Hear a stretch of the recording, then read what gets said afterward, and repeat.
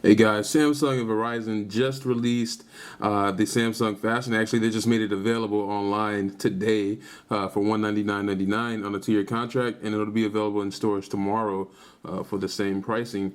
But we were able to get our hands on a review unit today. I just want to go ahead and unbox the phone for you guys and show you guys what it looks like. You see it there on the front, and it doesn't look too much different from the other Galaxy S phones on T-Mobile and AT&T, but there are a few quirks with this one compared to those other ones. So just want to go ahead and unbox it, show you guys what comes inside the box, and give you guys a quick rundown of the hardware and just a quick look at the software. This won't be a full review, just an unboxing. So look out for the full review later on next week or sometime this weekend, hopefully. But let's just go ahead and dive right into it. On the back, just showing what comes inside. Let's just look real quick. The phone comes pre-installed with a 16 gigabyte micro SD card, lithium-ion battery, USB and wall charger, and then everything else that you don't care about. So right away, you just greeted to the nice packaging that it comes inside of. Not sure what kind of material this is, but it feels nice. Sturdy box, and right away, like most other phones, it's just sitting right there on the top. Just gonna go ahead and take it out, and let's just set this to the side for now. I want to show you guys what else comes inside the box. So tips and shortcuts and all that good stuff that you're gonna find out over time, so you're not even gonna really care about that. USB cable for charging and sync, and that plugs into the wall outlet, the wall, sorry, the outlet charger that goes into the wall. So pretty standard stuff. And then I think that's it. Not much exciting there. Let's just go ahead and put that stuff off to the side. Bring the phone back into focus. It's covered by this protective case. I'm just gonna peel that off, or does it peel off, or does it slide out? I'm not sure. There it goes. And then there's another one on the front. Okay, and I just wanted to go ahead and take you guys through a quick hardware tour of the device, starting with the biggest standout on any Galaxy S phone, probably besides the Epic 4G with their keyboard, is the 4-inch Super AMOLED display. This thing is pretty awesome. If you've seen it in person, you know what I'm talking about. If you haven't, then you're going to have to, because the videos do not do it justice. You can't get every detail that you're going to see in person, just to see how much better this screen is compared to LCD or Super LCD or the old AMOLED display. So, yeah. I think it's pretty awesome. I'll show you guys more on that in the software review and the hardware review later on, as well as probably in this unboxing. I'm going to go ahead and take a quick dive into the software, see what comes pre-installed on this phone. But let's just go ahead and take a look at the other bits and pieces, including the volume rocker up and down switch there on the left-hand side.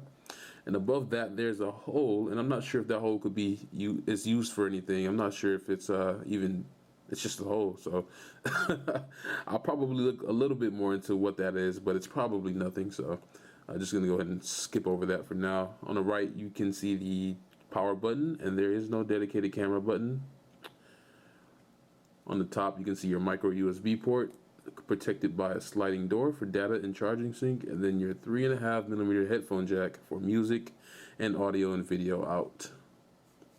On the bottom, obviously, you have your microphone hole there for talking, and I think this is a slot for pulling out the battery, pulling off the back battery back cover. I don't know. Anywho, 5-megapixel camera, LED flash. I think the Vibrant and the Captivate actually don't have the LED flash on it. I think the Epic might, but I'm not positive on that. But it's cool that Verizon actually decided to keep the LED flash on this device. I mean, because if it's there and you don't need it, I mean, it's just there, so you can ignore it. You don't. It's not a deal breaker for anyone who really doesn't need it, doesn't see a need for it. But for those who need it and those who want it, it's pretty cool that they added that. It's not dual LED. But you can't have the world because a lot of other people don't even have flash to begin with. So just pretty cool that they added that. And then on the bottom there, you can see the speaker grill for music and notifications and other such loud noises.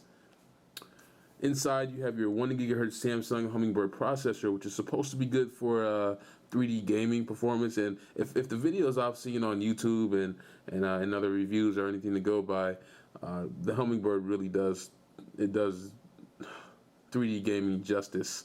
Not many 3D games in the market, and not many of the ones that are out there actually take a full advantage of what Android can do software wise, but the Hummingbird processor really handles that nicely. That's because of the Power VR 540 GPU in there. I think that's a 540. Not sure, not entirely sure right now, but yeah, pretty nice chipset.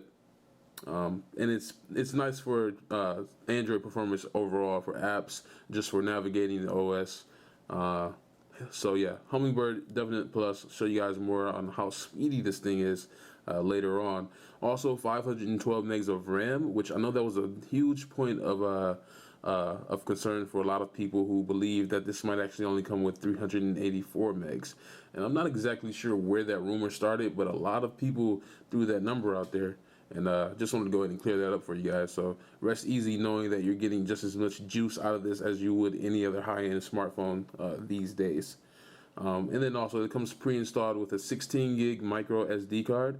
Not sure how much internal memory there is. I'm hearing 2 gigs. I honestly can't remember since the last time I actually checked the fact sheet for the Fascinate, but I'm going to go ahead and recheck all of those facts before I start on my review. But there's definitely a 16 gig micro SD card pre-installed, so that's pretty nice. And I'm also not sure on the battery right now. I'll also take a good look at that once I get started on my on the review phases. But other than that, let's just go ahead. So I just wanted to go ahead and take you guys through a quick software tour. I just want to show you guys what comes pre-installed. Don't want to go too deep into it right now because that's going to be saved for the final review. But just want to go ahead and show you guys what you get with the phone. Right away, it's Android 2.1, TouchWiz 3.0. Don't feel alone that you're not on Froyo, because all of the other Galaxy S users aren't on Froyo. So you're not alone. Don't feel bad. But really quickly, I just wanted to address the big elephant in the room right now, and that's Bing. And you can just see that big widget just staring you in the face at the top of the screen. You cannot change Bing as the default search engine. I've tried, I've looked, I've read online. There's nothing you can do. You can't install the .apk file for Google search. You can't get it from the market. Bing is what you're gonna have to live with, unless you go to browser and go to google.com and search that way, but that's a huge inconvenience. And I understand that Verizon has to run their business, because that's what it is. It's a business, and these exclusive deals that they strike up with all the different partners is a necessary evil. For whatever reason that they have to do it, and we can't really argue with it because it's their business, and they've been so successful for I don't know how long. It's not saying it's right just because they're successful with it, but you can't argue with it. If you want the phone, you're gonna have to deal with what they give you, and unfortunately for us, that means we can't get Google search, and we don't have Google Maps pre-installed, but you can get that one from the market at least. I already tried to search for it earlier. Maps is there. If it comes up real quick, you can see Maps, but if we search Google search, yep, you can't get it. Nowhere to be found. And that's just such an unfortunate side effect of what must go into getting these phones out. I mean, I don't know. I don't work for Verizon. Not in their board meetings or whatever, or wherever these decisions are made. I'm not a part of any of that, so I can't really say, hey, you guys suck, or you guys shouldn't be doing this. This is wrong. I believe in choice. I believe in openness, of course, but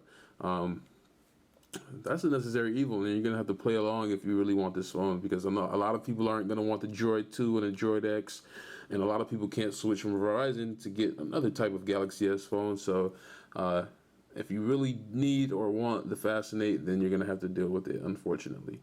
But that's just a big elephant that I wanted to address right away. Other pre-installed software includes AllShare, 3G mobile hotspot, Blockbuster. What else do we have here? that's unique. My Verizon, of course, Need for Speed Shift. Gonna take that through a nice spin later on.